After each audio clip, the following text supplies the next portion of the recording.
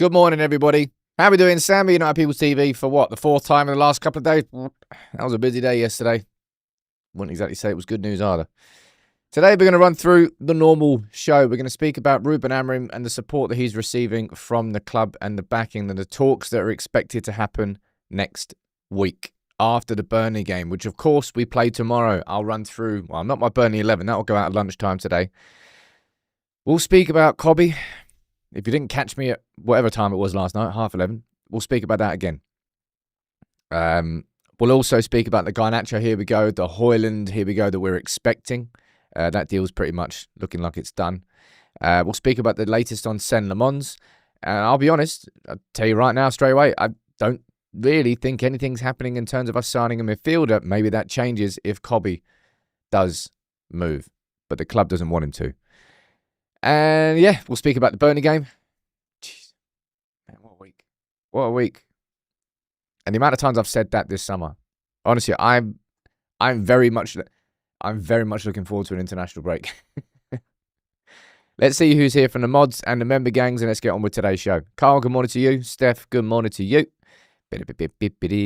JC and Josh, how you doing? Lads, Gungshi, you there as well. Plenty of mods are out this morning. Hopefully keeping it nice and civil, but it's not always guaranteed. Let's be honest.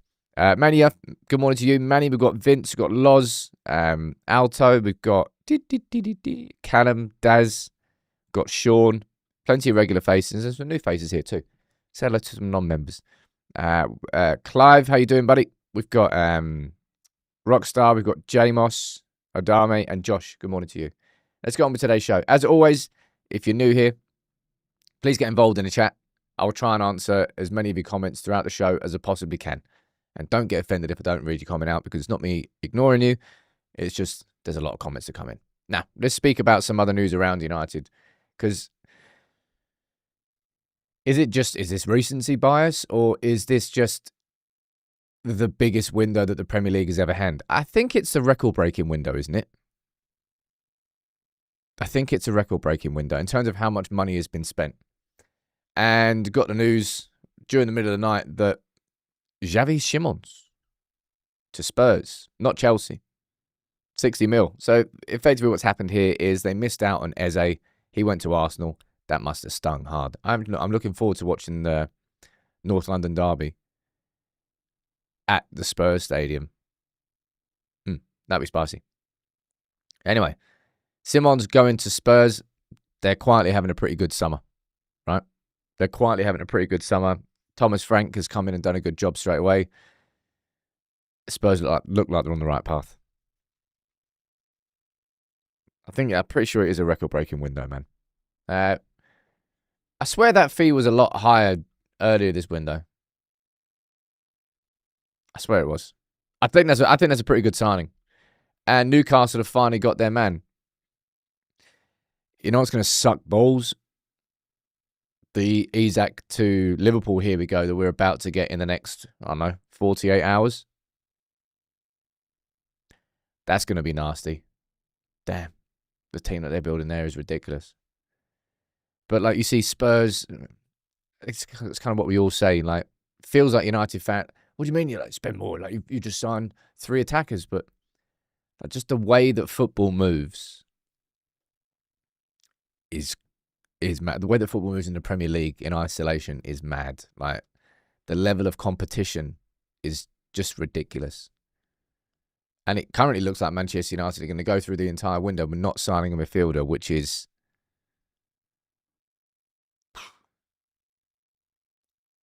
a shocking surprise, I would call it. And that's not captain bloody hindsight. Going into the window, we needed a midfielder. Everybody knew that we needed a midfielder. But United have invested their money in goals first.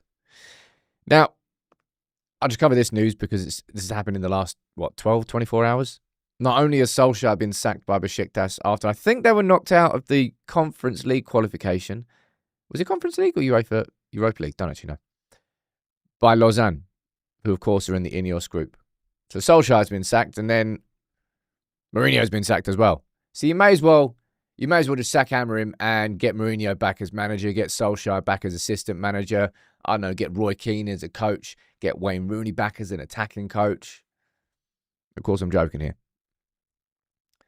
But Mourinho and Solskjaer both have got sacked. Ayush, you're saying I called for a midfielder and we were going for Mbumo. Well, I was saying that quite a lot. I said it to me. The priority feels after we've signed. No, it was after we signed Cunha and Mbumo. I said the priority for me now is a midfielder rather than a striker. It's not what the club. Oh yeah, I'm sorry, my bad. Dwayne, good point. Bring Rue Van Nistelrooy back in as well. Can we have 3 managers? Yeah, bring them all in. Sorry, bring Louis Van Gaal back as well. Yeah, David Moyes is busy. Aiden, you're saying we need a goalkeeper. I'll speak about the latest on Lammens. But let's get into the news, right? And my head's still on Mars with this, right? There's going to be plenty of you that didn't get the opportunity to join in last night because it was a late one. I think I've ever been live that late. And normally if news breaks late, I'll always be able to leave it for the morning. I didn't think that I could leave this one. David Ornstein confirming that Mainoo has asked to leave Manchester United on loan. Not leave permanently. Doesn't want to, quote-unquote, sever ties with the club. But he wants game time. And the club has rejected it. Okay? Which is, well, if you look at it like that, it's quite clean cut. You've asked for a loan. You're not getting one. Stay. I want to ask you again, and I'll ask everybody new in the chat. What's the best case scenario that can happen from this point here? Because, like someone down there, Lou, you're saying we need to loan him out. We can't ignore his wishes for game time, especially in the World Cup year. You should have 2 top players competing for every position. That's football. You know what I think about this competition for Kobe? Under Ruben Amorim, I've said 1,000,000 times now. The competition has to be a competition. There has to be certain games where Kobe starts and certain games where Bruno starts. I'm not just talking about bloody Grimsby League 2. Sorry, and away in the League Cup.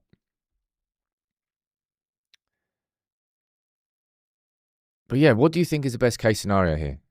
Lyle, you're talking about a tweak in the system, which I'll mention in my starting 11 video for Burnley. Probably don't think anything's going to happen then. But I'm definitely doing a nice edited video to go out during the international break of something I think that could and should be happening. Ian, you're saying I think they should let him go on loan. It could ruin his relationship with the club. That's what I mean about this sort of like bad and tough situation. On the one hand, you tell him to stay because he's fighting for a competition, fighting for a place and competition with Bruno, sure. On the other hand, you've then blocked his move and he might not get into the World Cup squad as a consequence, and that will taint the relationship with Kobe and United. So I mean, I don't really think there's an ideal situation here because I don't think it is an ideal situation here. Lewin, you want United to sell Bruno to Saudi? I'll be totally honest. If a big bid from Saudi came in now towards the end of the window, I think I'm not saying that United's position would change completely, but in a way that we dismissed it before, I think it might be a conversation that's now had. And I don't think that's just a reaction to. I don't think that's a reaction to the first.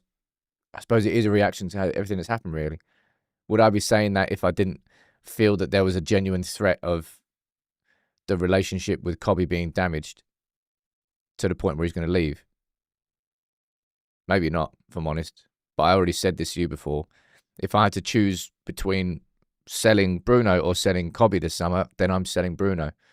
Because Bruno is the present, but Kobe is the future.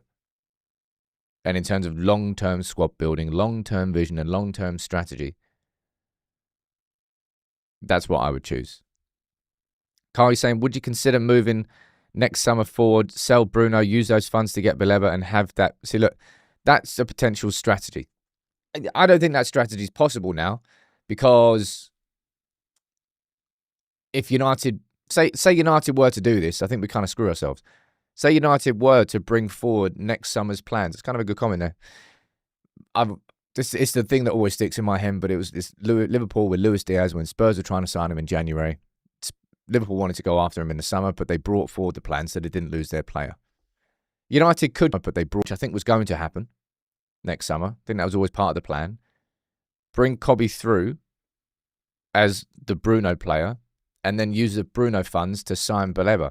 I think the only thing that stops that happening is the fact that you're then trying to sign Brighton's best player on the 29th of August or whatever it would happen.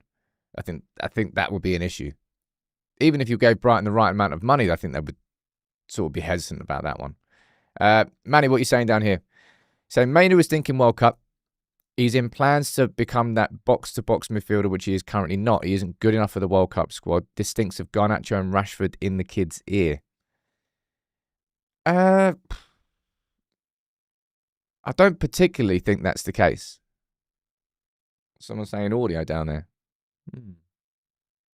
Audio cutting out. One sec. We finally got an issue.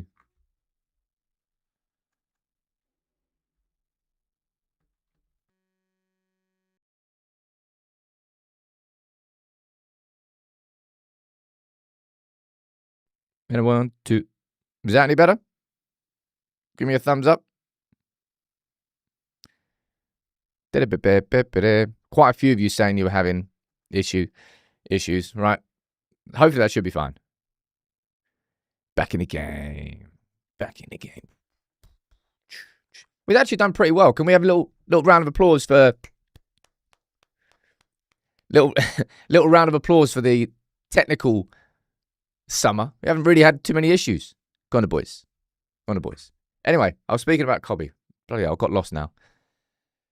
Do I think that Garnacho and Rashford is speaking in Cobby's ear? Don't really think so. If you're still having any audio issues, just refresh YouTube, all right? Refresh YouTube. I think it's. I don't know why YouTube does it, right? I don't know why YouTube does it. I'm going to ignore the chat for a while now because there's about hundreds of comments coming in about audio, and it really distracts me. So I don't think that Garnacho and Rashford are speaking in Cobby's ear. I think Cobby's just looking out for himself. He started the final for England in a midfield 2 alongside Rice. He's already established himself in an England squad. Now, that was under Gareth Southgate, and maybe it's a little bit different with Thomas Tuchel. I don't know. But he wants to play at the World Cup. I think this might be a really interesting dynamic, actually, because, right?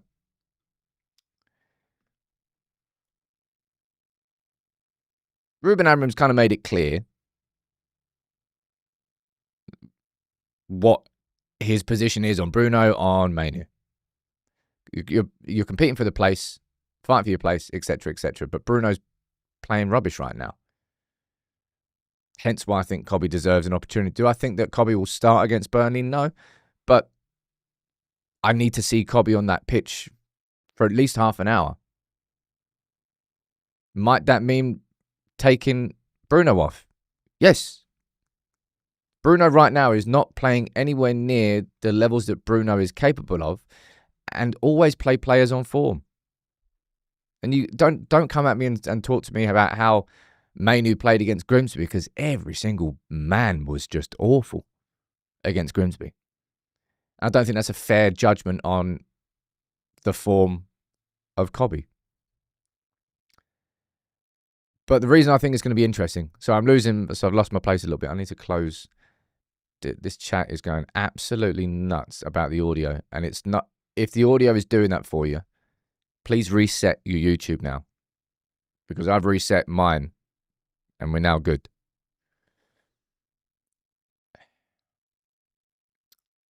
I don't think that Ineos or Barada or Wilcox are going to be telling Amorim to play Mainoo more. But I guarantee you they'll be telling him, this lad is part of the future of this football club. Find a way to integrate it. Find a way to... That's what I mean. Ineos aren't going to be telling Ruben Amorim who has to start and who has to play. They won't be as hands-on as that. And that's massively undermining a head coach or a manager. But I think they will be indicating to him that you can't just freeze Mainoo out because Bruno's your guy. In terms of the long-term vision of our football club, he is a very important player. So it's about finding that balance. And that balance has to be found, man. Right? He wants to leave on loan. I don't think he will be allowed to leave on loan. So if that is the case, then it's up to Manchester United to make sure that we don't break that relationship with Kobbie Mainoo by not playing him whatsoever, by letting him just sit in the shadows and therefore stopping his opportunities for the World Cup. Because he will go to the World Cup if he's playing. And he may well be in the starting 11. Don't know about that yet because he hasn't been playing as much. But if he does stay, it's on United to make sure that we integrate Mainoo properly. Let me see what he's saying down there. His request has been denied. Mainoo should do as he's told. Manny, you can say it like that, right? And you can do it like that. But just sit there and wait. You get your opportunities. You're going to break the relationship with Mainoo, and he's going to leave Man United in the future. It's as simple as that. You can be as cutthroat as that in the comment if you want, but that's what would happen. Someone down there saying that he's got to earn it. Then play him in the Premier League, lad. How do you earn an opportunity? You get given one, and then you get given more. You can't. No one can judge whether Mainoo's ready to earn his opportunity in the Premier League by seeing how United play against Grimsby. Because if you're making that judge, then you're not playing anybody against Burnley because of how everybody else played against Grimsby. It needs chances in the Prem. Not chances, but opportunities. If there is a competition, make it one. Substitute Bruno. That's the thing I'm annoyed about. I think that's pretty the killer here. It was the Fulham game where the game went on. It started with Bruno alongside Casemiro. Then it was Bruno alongside Mount. And then it was Bruno alongside Ugarte. It's like everybody else apart from Kobbie. That's why he's annoyed, and that's why he sent the loan request. Samir saying, wouldn't Stiller and Hojlund duo be better than only Baleba for the similar money this in total? Baleba isn't a plug-and-play solution like he's priced. I think I kind of disagree on that. I think Baleba really is the plug-and-play solution. Like, completely. And of course, when you look at it and you build a squad, two is better than one, yeah? Maybe. Hands up for something. Oh, yeah. Big up Pink Panther, man. Sam, these fans online don't care. They will ridicule Kobbie, oblivion online, and break him like Rashford. We need to protect him and his mental health. These fans will turn on him like the rest.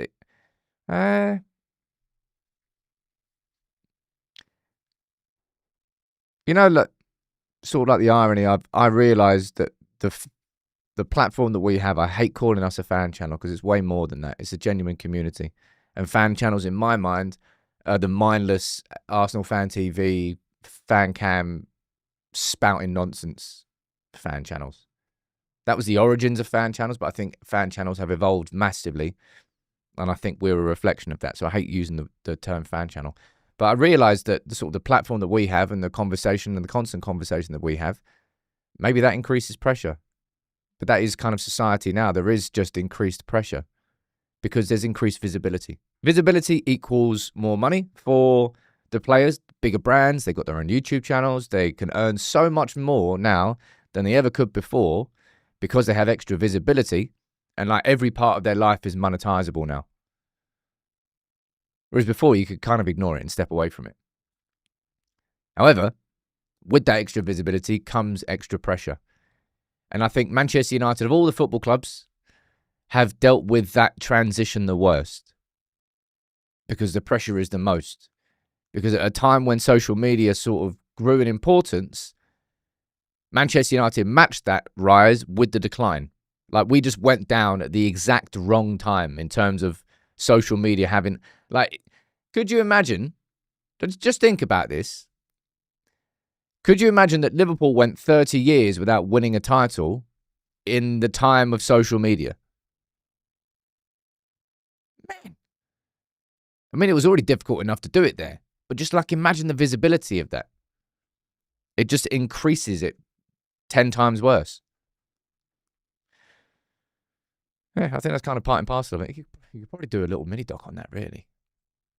But it's kind of ironic because I would be doing it as part of the United People's TV channel, which is kind of part of the pressure that I'm speaking about. But I received saying, Danny. My fear is after letting go of the bomb squad, mostly wingers, are we even capable of playing a 4-3-3? Why does anybody even still think that? I don't know why anybody's... if we switch to 4-3-3, yeah. Yeah, that's it. Problem solved. That's it. 4-3-3. As if he can't do it. As if he can't play Mbumo out on that right-hand side. It literally was his best position for Brentford. Cunha on the left wing, I think you're diminishing some of his qualities. You know where I think he's best? Like, receiving the ball from deep and running forward. Anyway, with Cobby, I don't think United should allow him to go on loan, but in order to make sure that the relationship doesn't get broken, tweaks are needed by Ruben Amorim. And I'm not just talking about Cobby Mainoo, but it just indirectly will give him more opportunities. I think so anyway. And then on top of Cobby, right? Captain, you're saying, totally agree, Sammy has to fight for his place, but has no opportunities to do so. What's your take on Ugarte? Ugarte is, and I think still remains, a decent squad player for certain scenarios for Manchester United. He is not a midfielder who should be playing every week for our club. And I would argue he's a midfielder that you probably wouldn't play most 90 minutes for. But in certain times, in certain games, Ugarte will be an asset to the team. But his minutes have to be managed properly. You can't just start him in games where he shouldn't be starting and leave him on when he shouldn't be left on. I don't think he's a good enough midfielder for that. He's not complete enough. But I don't think he's as bad as people let on. But I think people are just kind of pissed off that we've ended up spending 50 million. I think it ultimately goes back to the fact that we spent 50 mil signing a player who then funded PSG signing João Neves. I think that's part of it. Anyway, on top of the Cobby stuff, right? We got this yesterday. Again, this was one of the lives that we had. Garnacho to Chelsea. There is zero chance I'm wishing him any luck whatsoever. I hope it is a catastrophe of a move. And I hope he ends up getting loaned. I said to Stuttgart yesterday, I don't care where. Why would I wish him any success? You might say that's bitter of me. I'll be like, hey, you know what? Probably is. Not apologising for it. 40 mil, it's 40 mil plus a 10% add-on. Well, 10% sell-on, sorry. It's lower than I would have wanted. I think at the start of the window, I was hoping for 70. That kind of diminished. And then last week before, I was like, look, I'll take 50. And now it's 40 with a 10% sell-on. It's, look, it's finally some money in the bank and maybe beggars can't be choosers. I don't know. It does just suck, though, to see in a summer where Elanga's gone for 55 and Gittins has gone for 50-odd and Madueke's gone for 50-odd and Wolves are rejecting, 60 mil bid for Strand Larsen. They're thinking all these like nuts numbers.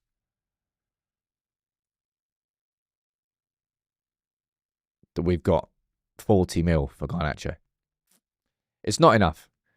And maybe it is reflective of the devaluing of Garnacho with the public fallout that happened. But I stand by the fact that it was the right decision to keep players like this away from the squad. But it's not as if that's created the perfect attitude and environment, has it? Because Garnacho, Sancho, Anthony, they were nowhere near the squad that played against Grimsby, which just goes to show you how deep-rooted this issue is. And I said it in the video I did yesterday. It's like, it is incredible that Manchester United are able to almost change everything, and then all of a sudden, nothing really feels changed. It was bad, wasn't it? Yeah, it is quite lowball, I'll be honest. It is lowball. But at least he's gone now. Like, come on, Anthony. The latest we're hearing is that the Real Betis are closing in on a deal to sign him. Real Betis have just been taking the piss out of us all summer, just like Chelsea have. Real Betis and Chelsea have probably got a WhatsApp group. Should we go in? Nah. Let's wait a couple more days. Let's let that Grimsby loss fester, and then we'll go in. They're coming in late in the window. They're taking advantage. And if I was United, I would want that. I would want us to do that to other clubs. So game's the game in that sense. And Hojlund, if you missed this one, I forgot to bring this back up. Where is it? I forgot to bring this up here. Can't get the staff these days. Shocking.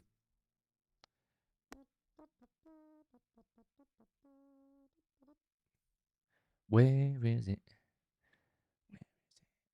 For goodness sake. Probably 15 hours ago, Fab. Here's an update. This is the latest on Hojlund. Matter of short time, and Rasmus Hojlund will become a new Napoli player, and you can see what the fee is going to be. 45 million euros package. So I think that includes a loan fee, then wages covered, and then I believe the obligation is linked to whether they qualify for the Champions League or not, but I think I saw something else as well. Maybe, sod knows. We'll find out details on how the option becomes an obligation. And I really wish all the best to Hojlund. I just think for him, it was his dream move.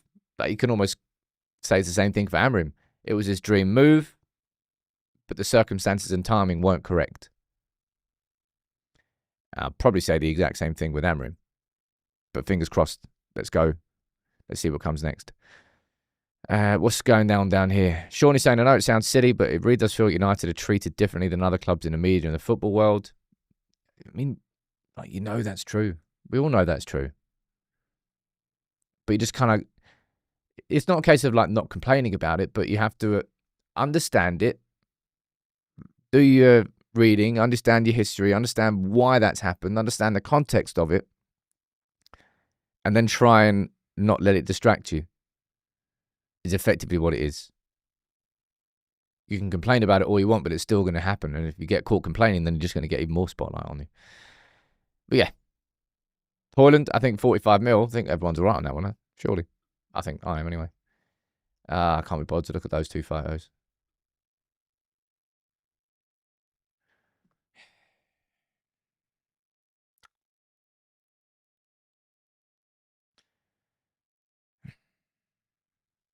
This one, that's why I went live last night. This one's properly made me question if I would question part of the overall project, the overall vision of, Vision 150, win the league by 2028. If Wilcox, Barada and the football structure allow Cobby's relationship with the club to be completely broken because he's got a manager who's not favouring him right now. That's a short-term problem. Cobby's part of the long-term vision as far as I'm concerned. Yeah, I know. I was going to not show this photo, but... You know, that was only like... What? Less than 18 months ago? Man, even that one there, that does seem like a lifetime ago. Hojlund, too much too soon, no support around him. Garnacho was given too much too soon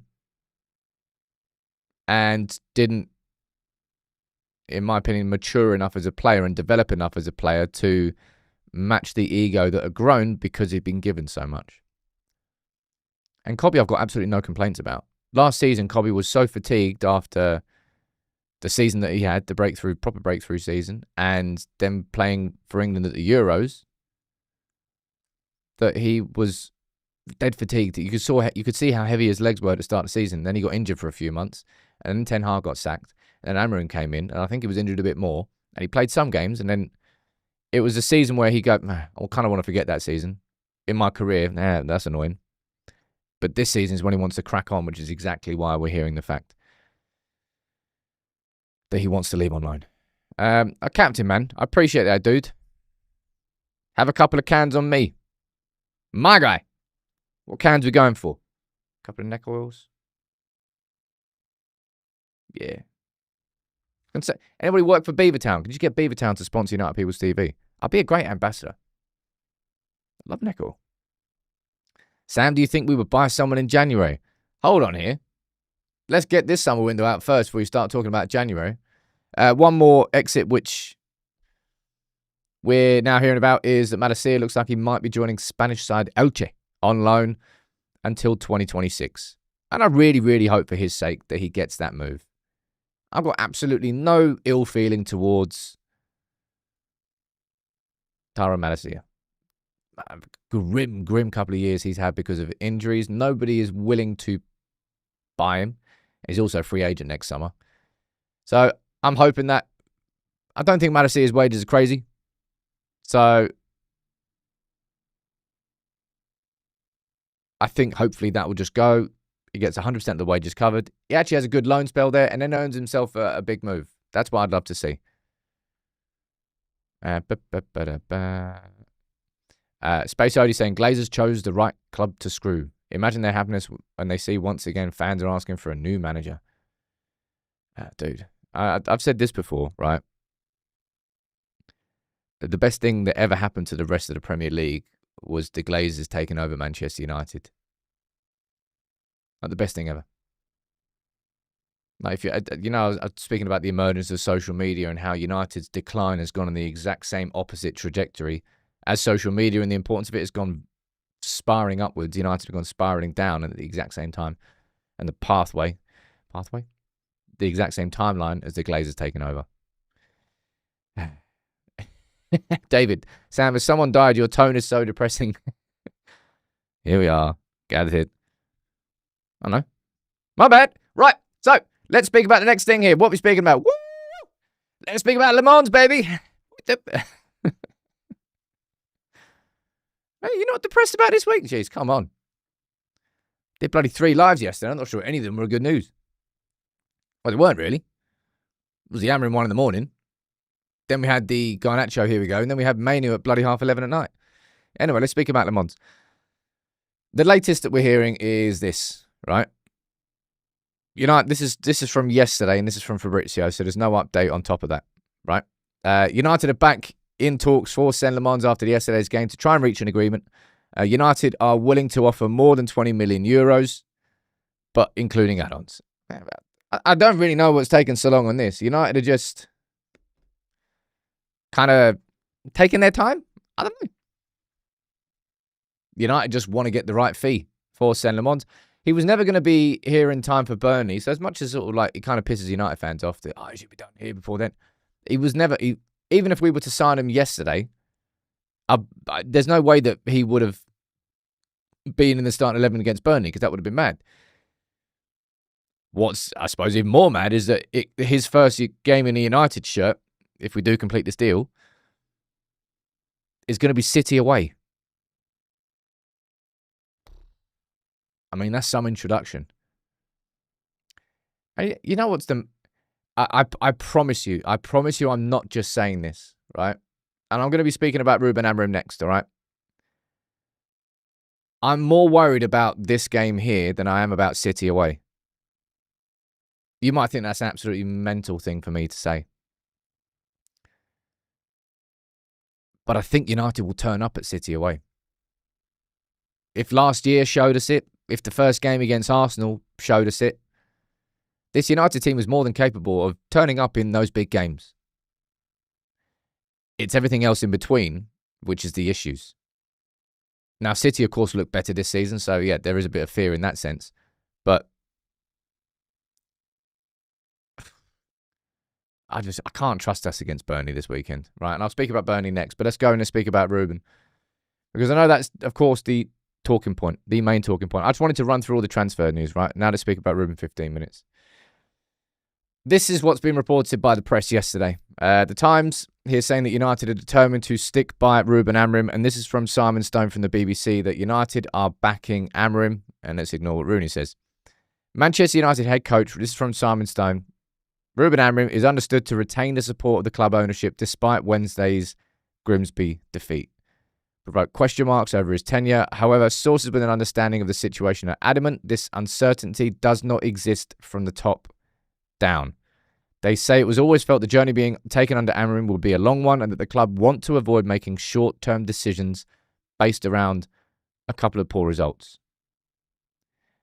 And I think I might have to ban the name Indy Kyler down in the chat here.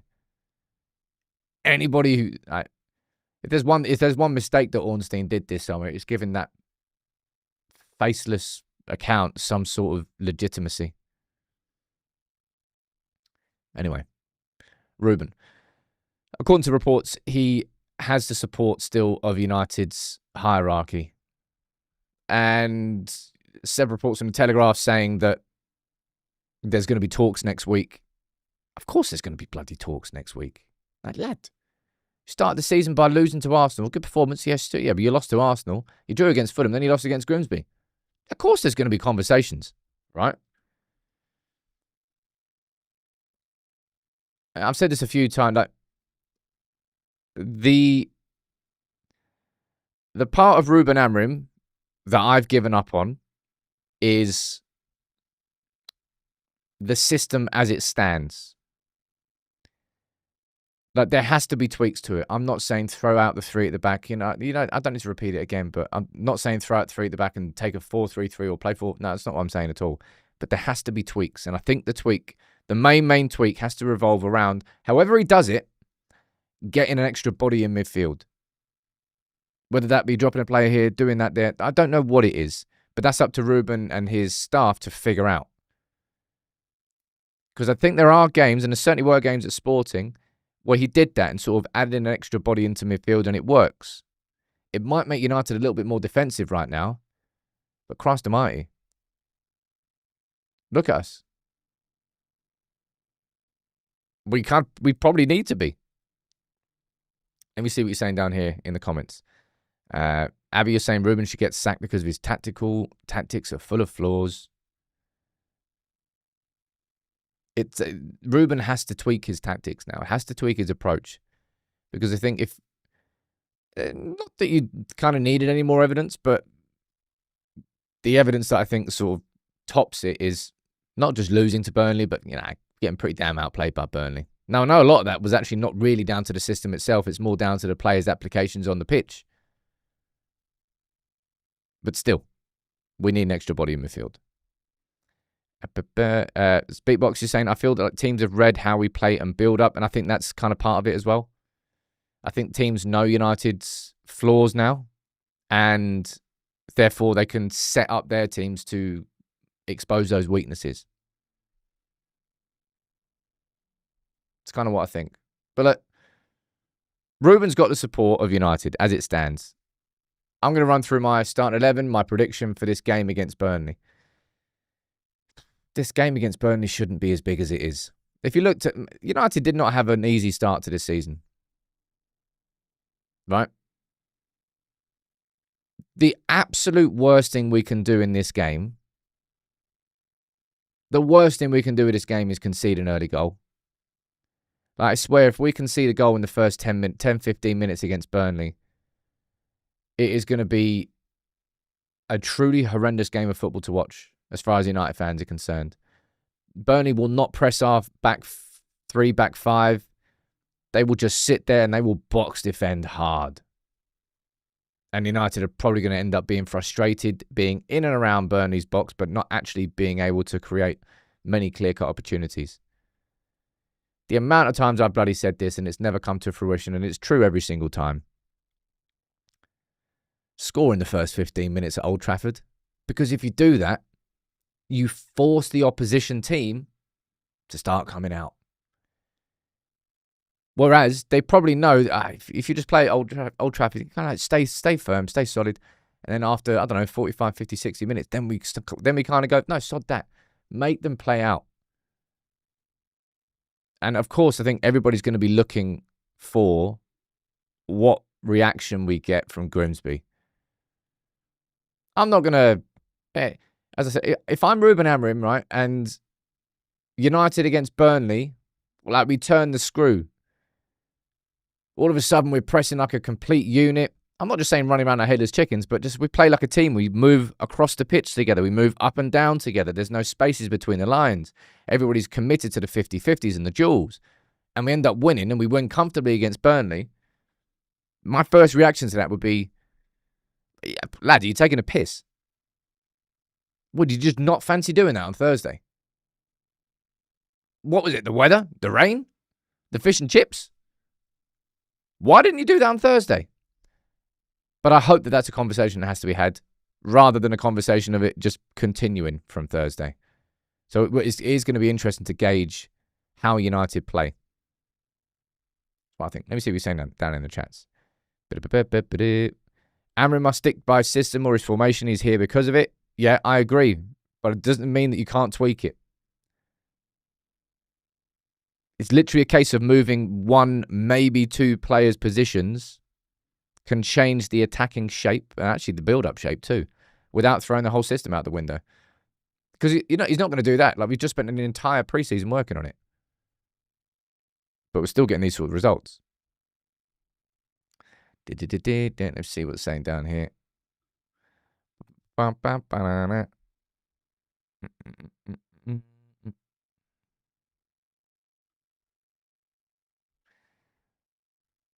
really know what... Really? I think he's the chief writer, is he? Assistant editor at the Daily Mirror.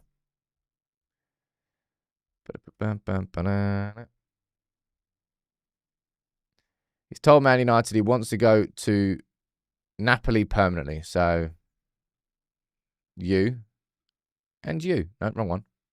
You and you. David Ornstein saying that Cobby wants to leave on loan and has no desire to sever ties with the club. And then you've got the Mirror saying, no, actually he wants to go United permanently. Sorry, Darren. I'm going to listen to David. Thanks. Let's see what happens to developer there. Whoa. Tomorrow, Burnley at 3. Let's find out. Anyway, let's get the map up. Come on, it's Friday. Let's end on a good note. Please. Let me know where you're watching from, the city and the country, and I'll get 3 of you added onto the fabled United People's TV map.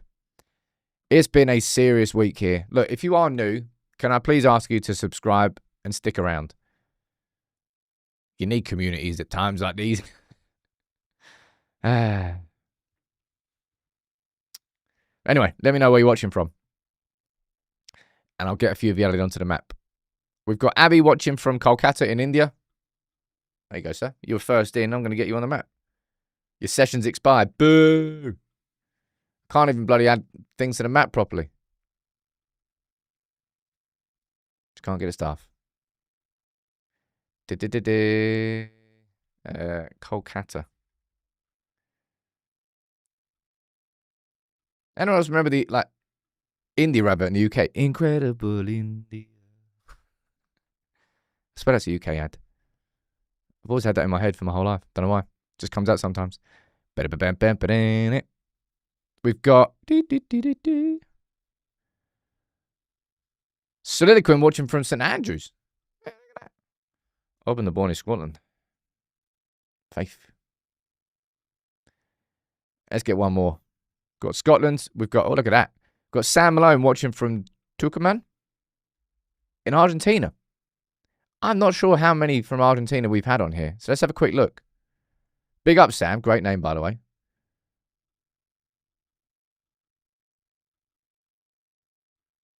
Oh, you've had one. We've had one of Buenos Aires. But the second one, you're in. You're on. Cool. Thank you, everybody, for getting involved with that. It's always a fun part of the week.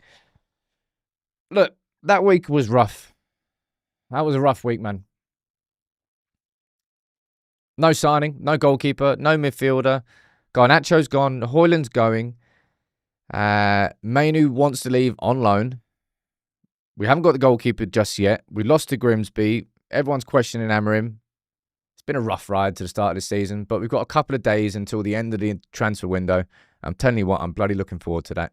Then next week or the week after, we can sort of maybe step back and Try and do a bit of analysis content rather than just the constant reaction to the news that we are doing, all right? I'll be here tomorrow after the game. I'll be here at lunchtime today with my Burnley starting 11. Hey, lads, win tomorrow. Jeez. Enjoy your weekends, everyone.